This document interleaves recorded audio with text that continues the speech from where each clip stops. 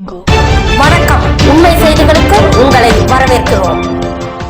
நெல்லை மாவட்டம் நீர்பள்ளம் அருகே உள்ள ஆரைக்குளம் பொட்டல் நகர் கொட்டாரக்கரை சுடலையாண்டவர் கோவிலில் ஆண்டுதோறும் வைகாசி மாதம் கொடை விழா நடப்பது வழக்கம்.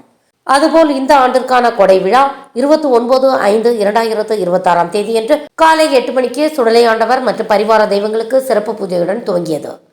காலை 10 மணிக்கு வில்லிசை கச்சேரி, மதியம் 12 மணிக்கு மதிய கொடை, 1 மணிக்கு அன்னதானம் நடைபெற்றது.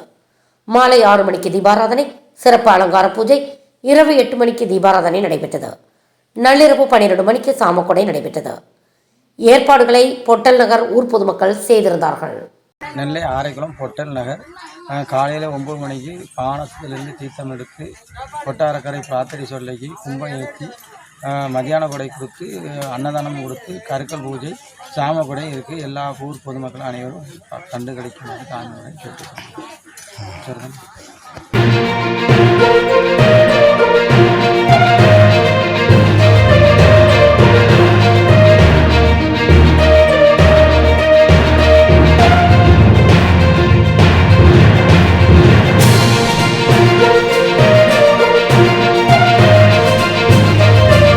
Thanks for watching உண்மை செய்திகள்.